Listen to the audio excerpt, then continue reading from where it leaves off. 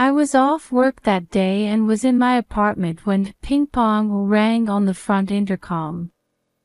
I checked the intercom, thinking I wasn't expecting a visitor, so who could it be?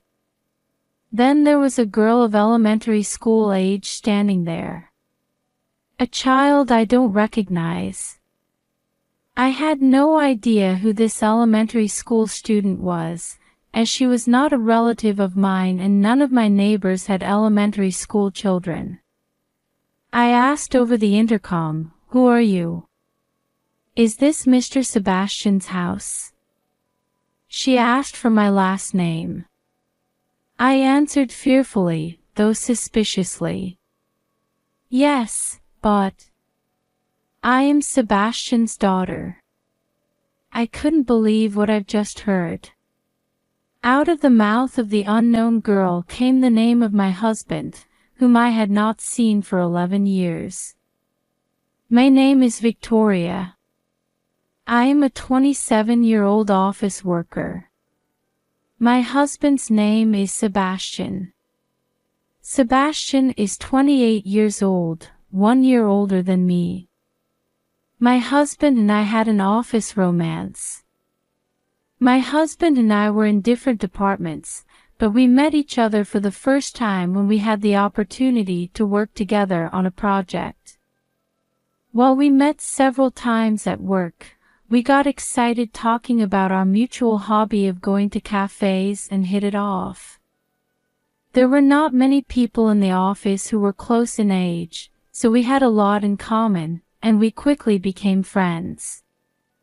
Even after the project we worked on together was over, we kept in touch and went out to dinner together several times. And then, Sebastian confessed his feelings and we started dating. I remember well how Sebastian, who is usually shy, looked me in the eye and told me how he felt. After about a year of dating, we got married. Another year later, she became pregnant with a daughter. My husband loved children and was very happy when I told him I was pregnant. He was so enthusiastic that he bought toys and clothes for our child even before they were born. He was so excited that his parents and co-workers told him that you should prepare for things like that from after birth. I was also anxious about my health and the money I would have to spend in the future, but I enjoyed just looking at the baby items my husband bought. However, around the 3rd month of pregnancy, my husband's behavior somehow changed. "Hey, where's the bank book for the account we've been saving to spend on our child?" "It's in the closet, though." "What's wrong with it?" "No, it's nothing." My husband started frequently checking the balance in the bank account we were saving for our child. Every time I asked him why, he brushed me off, and I was somewhat stuck. At that time, my husband was busy with a new project at work and was working overtime and on holidays.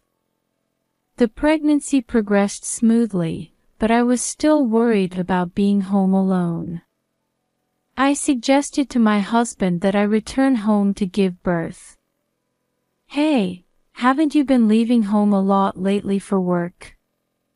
I'm worried if something happens to me, so can I give birth at a hospital near my parents' house?" "You mean a home birth?" "Yes. It's my first time and I'm a little nervous. That way, if I have any trouble, I can ask my parents for help, and you won't be worried too, right?" "If that's what you want to do, I don't mind." Thus I was allowed by my husband to give birth at my parents' home.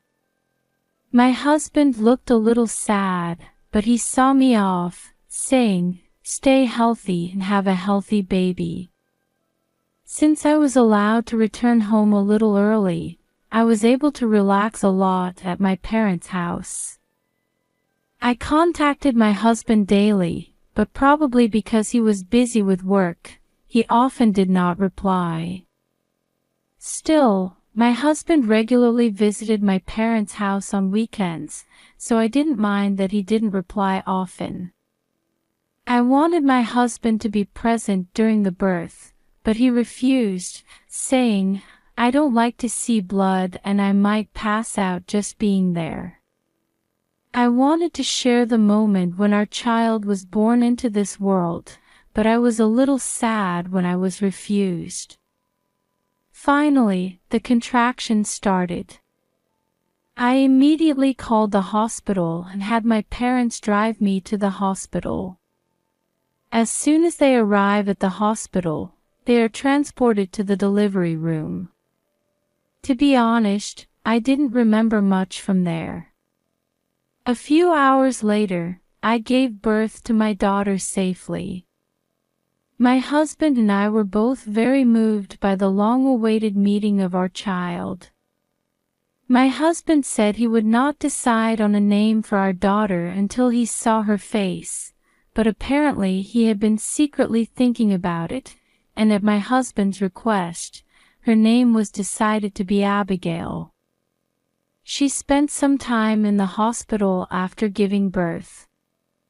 I was a little confused about breastfeeding and using diapers for the first time, but I worked on it with the nurse's careful instructions.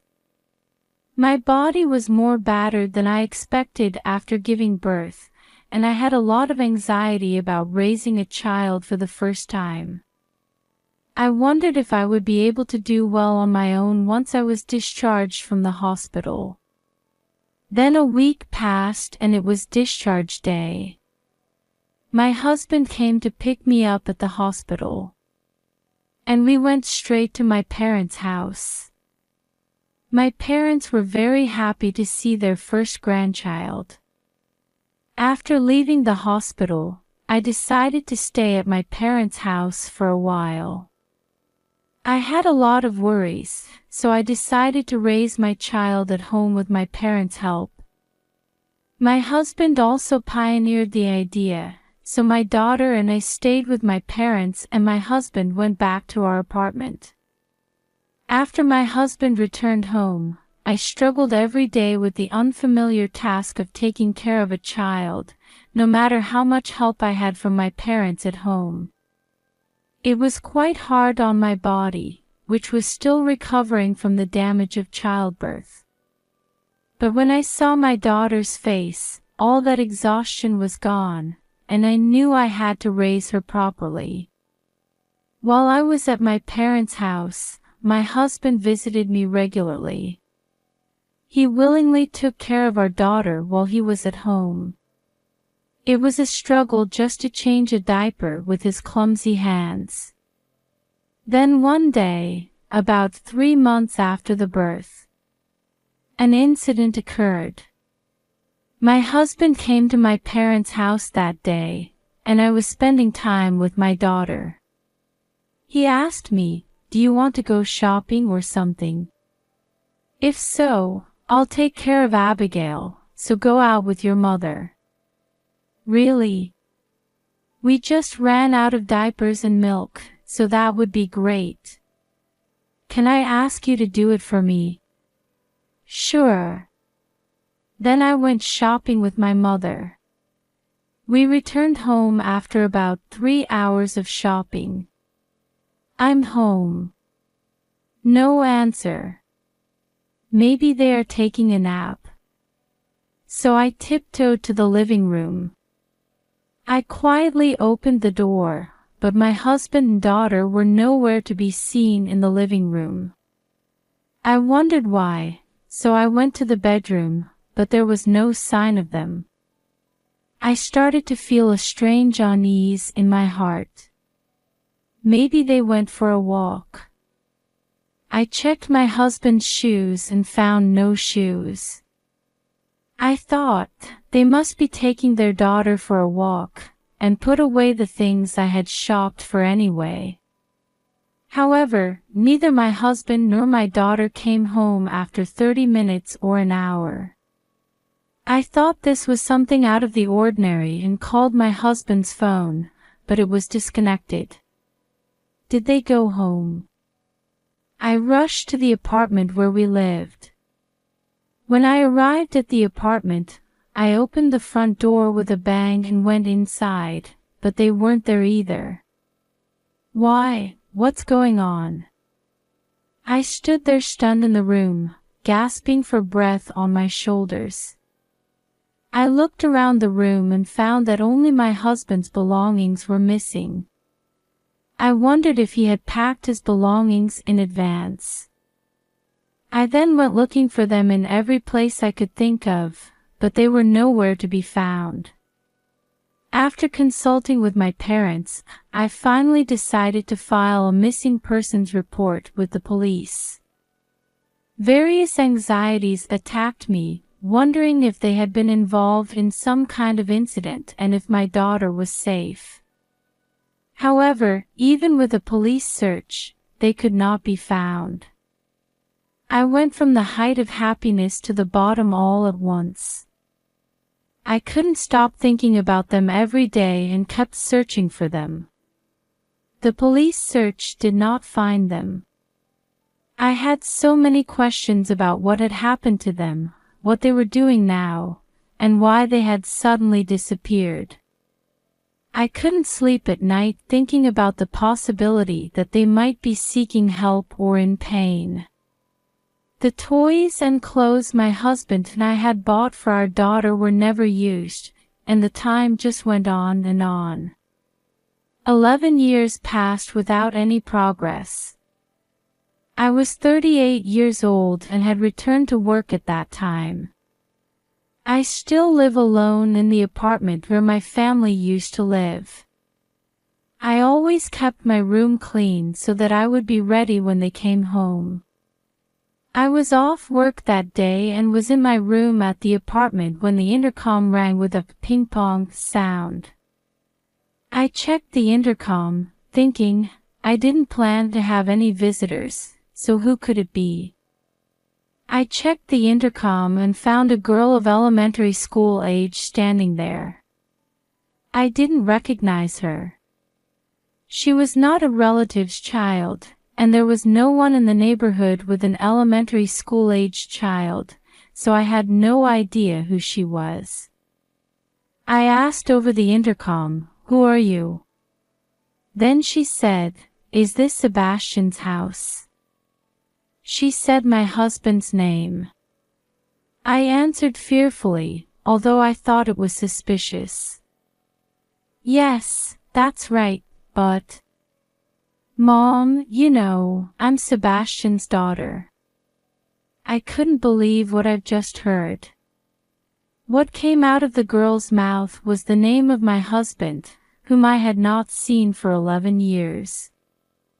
I could not understand what was going on, but the girl in front of me insisted that she was our daughter. My daughter must have gone missing with her husband 11 years ago. My daughter, whom I separated from when she was only 3 months old, would not even remember my face, so how could she have come to our apartment? My heart was racing and I felt the same way. I wanted to ask her many questions, but I couldn't talk to her over the intercom, so I went to the front door and opened it. On the other side of the door stood a girl a little shorter than me.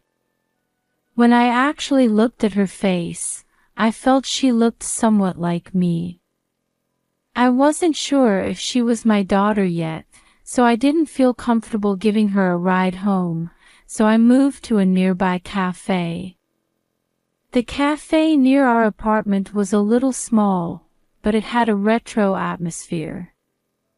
When we first moved here, my husband loved this cafe and we often visited there together. We hadn't been here since he disappeared, so I suddenly remembered those old days. We sat down facing each other at a table by the window. "What is your name?" "Abigail." The name is the same as my daughter's. I looked at her face again and saw that she looked exactly like I had when I was a little girl.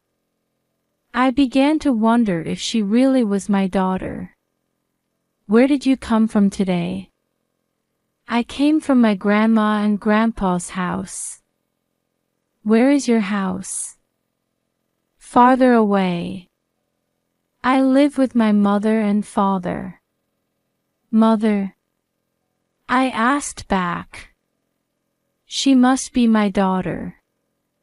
That means I am her mother. And yet this girl says she lives with her mother. Is there a nurturing mother?" My head began to spin again. I asked her, "You have a father and another woman at home, don't you?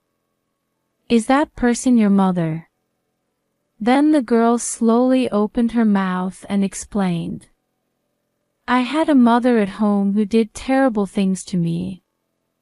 She hit me on the head and kicked me. I hated it so much. So I went to my grandma and grandpa's house, which my father had told me about. Then my grandma and grandpa told me about my real mother. To my surprise, she told me that she had a foster mother. She had evacuated to my parents' house, told my parents I existed, and borrowed transportation money to come and see me. She then rolled up the sleeves of her clothes and put her arms out. Her arms were covered with fresh bruises. Seemingly, she was telling the truth. "You're my real mother, aren't you? I don't want to go back to my mother's house. Help me." She was speaking in a tearful voice as if she was trying to squeeze out of me. My chest tightened and I was about to cry. My mind was still in a state of confusion after my daughter suddenly told me so many things, but beyond my surprise, I gradually became angry with my husband and the woman. I was still in a state of confusion, but beyond my surprise, I was becoming more and more angry at my husband and the woman who had mistreated my daughter. I will never forgive them for what they did to my precious daughter. I still have a lot of things I need to make sure of, but I am your mother. You've worked so hard, you've done so well. Yes, I prefer a kind mother. I know. Then I decided and asked her. "Hey, you don't want to go back, do you? Let's start living with me, your real mother, okay?" My daughter nodded silently. "Well, then, can you show me to your house? I have something to tell your father and mother." Then my daughter and I went to my husband and the woman's place. It was a 2-hour drive from my apartment. Even though they were only this far apart, I thought they had been living in hiding for 11 years. There is a car. I think they are at home. I'll go first. My daughter got out of the car and headed for the front door of the house. I hid where I could see the front door from a distance and listened. My daughter did not have a key to the house, so she rang the intercom on the front door. Then a man came out of the front door. He looked a little thinner and had more wrinkles on his face, but he was unmistakably my husband. Seeing my husband for the first time in 11 years gave me chills. He was talking to my daughter. Then a woman came out from behind him. She looked like my daughter's foster mother. But when I saw her face, I was so surprised that I almost fell off my back. Could it be Tara? It turns out that her daughter's mother was my former best friend Tara. We hadn't been in touch in over 10 years, and I felt a little blown away, but I was undeniably convinced that she was Tara. Tara was a classmate of mine and we used to hang out a lot until more than 10 years ago. We had seen each other several times after we got married, so my husband must have known about her as well. However, when I became pregnant, Tara's work became very busy and she stopped contacting me most of the time, and we never saw each other again. The more I thought about it, the more confused I became. My husband had disappeared, and the woman he was living with was someone I knew. Why does he live with Tara? I couldn't figure out why Tara was abusing my daughter. I stood there, stunned, watching the situation. Then Tara said something to my daughter. She smacked on my daughter's head. At that moment I came back to myself. I took a deep breath and headed for the front door. My heart was beating. Wait. What are you doing to my daughter? Victoria. Why are you here? Well, it's been a long time. How did you find this place? Abigail told me. By the way, why are you here? Why? I'm the one who raised her. I am her mother. How can you say such a thing so openly? I gave birth to her with an aching belly. No matter what, she is my child. I yelled out in anger. My husband let us go inside the house so that we didn't want to bother the neighbors anymore. We sat down in the living room and started talking again. Sebastian, you're going to explain everything, aren't you? I'm sorry for what I did to you. It's not a matter of apologizing. My husband was a little deflated after I yelled at him, but he slowly began to talk. He had an affair with Tara after I got pregnant. Tara had contacted my husband and they had met together. My husband said he was lonely because he couldn't have me around when I was anxious about my first pregnancy. And it seems that they met several times when I was not around and had relations. He told me that the reason he was working overtime and on weekends was so that he could see Tara. I understand now that you were having an affair. But how could you leave with our newborn daughter? Can't you at least contact me? Well, Tara had erased my contact information and forbidden me to see you or visit your parents' house. Then Tara opened her mouth. This is my revenge against you. What do you mean? I've been with you for a long time, but the truth is that I hated you. My friends always loved you. You had a boyfriend before me, you got married, and then you have a baby. Every time I see your happy face, I got tired of it. That's why I decided to take everything away from you. Tara began to speak with a mocking expression on her face. Your husband was mine right away. I told him to bring the child and he did. I thought we were going to live together as the three of us, but the child started to look more and more like you, you know.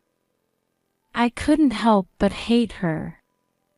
But that doesn't mean it's okay to put your hands on a child. I will never forgive you for ruining my happiness. I looked at my daughter and said, Abigail, I know you've been through a lot, and I want you to stay with me from now on if you would like. Then she nodded slowly.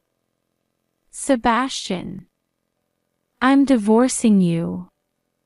Of course, I will charge you alimony. It's no use running away from me. I will chase you to the ends of the earth. I stood up vigorously, took my daughter's hand, and ran out of the house. I had no idea that the people I had once trusted with my heart were such crazy people. I felt somewhat frustrated, but I also felt as if the blurring I had felt for the past 11 years had cleared up a little. I took my daughter home and told my parents what had happened. My parents were surprised, but I was relieved to hear that they were on my side. I enjoyed spending time with my grandchildren, whom I had not seen in 11 years. Later, through my lawyer, the divorce was officially finalized. Of course, I also claimed alimony and gained custody of my daughter. Tara seems to have a personality that easily becomes jealous of others, and she often causes trouble at her workplace as well. If the boss complimented a colleague, she acted mean to the colleague, and she caused trouble around her. As a result, she was annoyed by her boss and coworkers. Because of the trouble at the company, she eventually resigned from the company. My ex-husband and Tara continued to date, but their relationship deteriorated after Tara quit her job, and they eventually broke up. My ex-husband came to my apartment and said something ridiculous like, "Tara and I broke up, so let's start over." I said, "I don't want to see your face anymore." "Of course, you will never see my daughter again.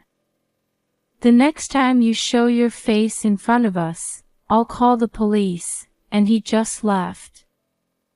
I felt sorry for my daughter who had such a miserable father. My daughter moved into my place during the summer vacation. I used to live here with my ex-husband together, so it was more than spacious for Abigail and I. I got rid of everything from my husband's room and used it as my daughter's room. My daughter seemed happy to have her own room, which she had longed for. The cafe that used to be my favorite place is now our favorite place. This cafe is a place where I can remember the memories of time with you, Mom. I cried a little when she said something like that. She had grown up so much in 11 years. She says, "It seems like it's hard for you to do everything by yourself," and she willingly helps me with the housework and even cooks simple meals. She also said, "We had been apart for so long. I want to spend as much time as possible with you like this. I have been suffering for 11 years, and I have had a hard time. My daughter must have had a hard time too." In order to overwrite the painful memories, we are going to fill in the blank time of 11 years. I want to spend happy times together from now on.